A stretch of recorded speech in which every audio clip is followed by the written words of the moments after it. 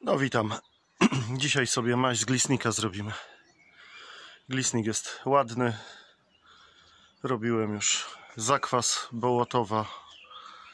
Także tym razem przyszła pora na maść. I będzie to taka prosta maść. Tylko 3 składniki. Będzie to świeży glistnik, smalec gęsi i alkohol do skropienia. Także takie coś sobie wykonamy. Zaraz idę ściąć glistnik. Niewiele. Ponieważ tak naprawdę maść z glistnika możemy sobie wykonać właśnie wtedy, kiedy potrzebujemy. Glistnik jest dostępny. No, najwartościowszy jest teraz właśnie, gdy kwitnie. Natomiast glistnik jesteśmy w stanie pozyskać praktycznie, no, jakby się uparto, nawet przez cały rok, ponieważ jest to roślina zimozielona.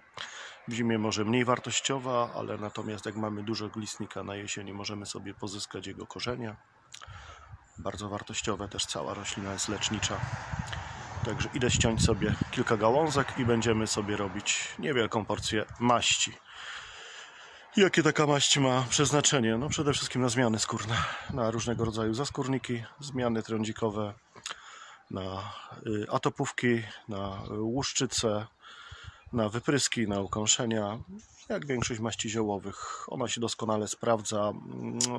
Dobrze też działa na brodawczaki, na takie różnego rodzaju zakażenia i fajnie też działa na, chociaż najlepszy jest świeży glistnik, ale na brodawki w zasadzie jak nie mamy dostępu do świeżego glistnika, to taka maść też się sprawdzi, tylko że troszkę dłużej trzeba stosować. Najlepszy jest ten sok pomarańczowy, który wycieka z glistnika.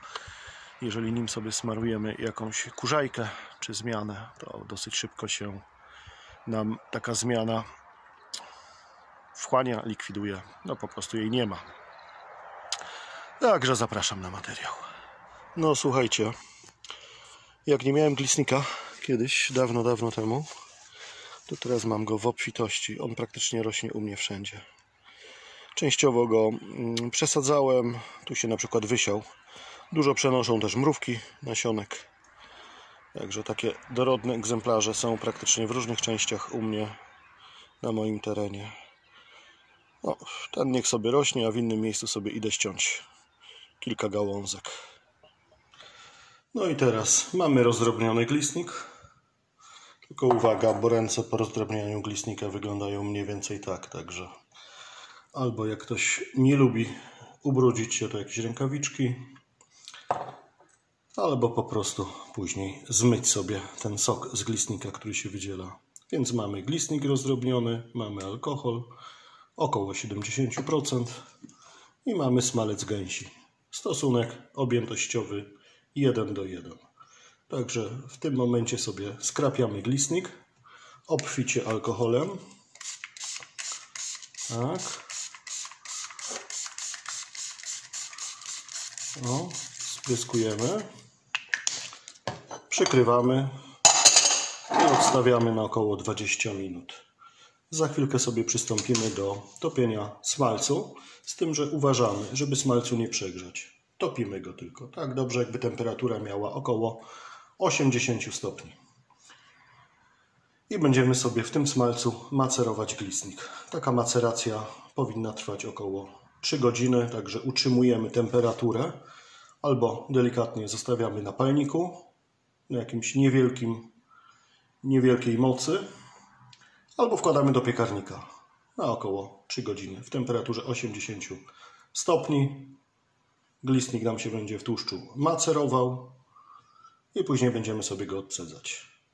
Także na spokojnie czekamy teraz 20 minut, aż alkohol wydobędzie z glistnika to, co jest istotne, aż się rozpuszczą substancje aktywne i będziemy sobie dalej macerować go w tłuszczu. Tak, i mamy roztopiony nasz smalec. Sprawdzimy sobie temperaturę. No, jest ok. 74 stopnie, więc delikatnie jeszcze możemy na małej mocy palnika sobie utrzymać. I dodajemy glistnik, który już zmacerował się w alkoholu. O, widzicie? Glistnik się nam nie smaży, bo nie chodzi o to, żeby nasz glistnik smażyć, tylko żeby on oddał do tłuszczu swoje właściwości. O, tak.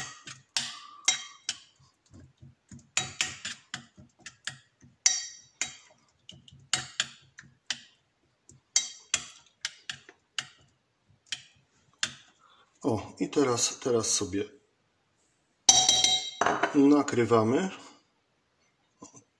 nakrywamy sobie i utrzymujemy temperaturę przez około 3 godziny.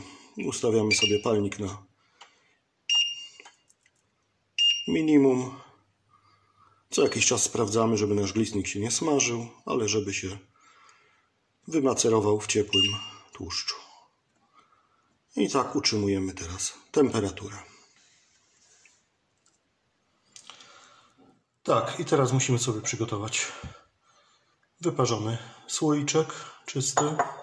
Można odkarzyć jeszcze spirytusem, sitko i będziemy sobie naszą maść po wymacerowaniu zlewać do słoiczka przez sitko.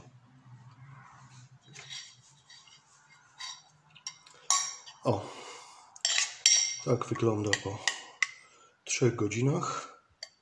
Jest taki zielonkawo-żółty kolor naszego wyciągu tłuszczowego i będziemy sobie teraz odcedzać.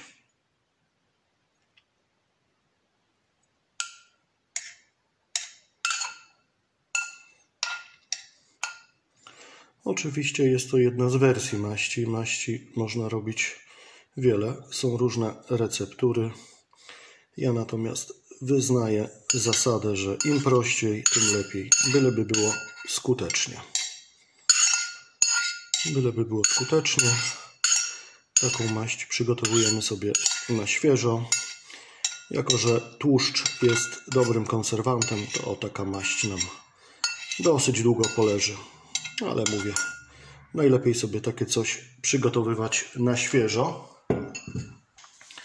Jeszcze sobie odciśniemy. O.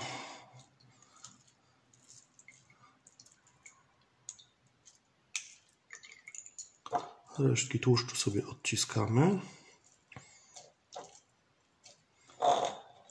Można maść dodatkowo, jak jej temperatura.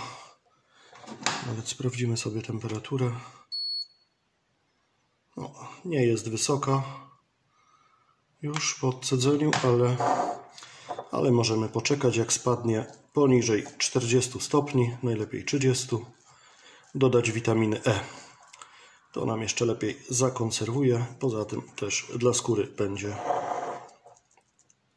będzie bardzo dobra. O! I mamy coś takiego. Na razie płynne. Jak nam przestygnie, włożymy sobie do lodówki, żeby nam stężało i w razie potrzeb możemy sobie śmiało używać. Tak wygląda nasza maść z glistnika po zastygnięciu. Lekko zielonkawy kolor. Łatwo smarowalna. Do pielęgnacji skóry właśnie z różnego rodzaju atopówkami, wypryskami. Bardzo fajnie się wchłania. Można przechowywać w lodówce długi czas. Ale wygodniej wykonywać sobie w miarę potrzeb na świeżo. Także polecam samodzielne wykonanie.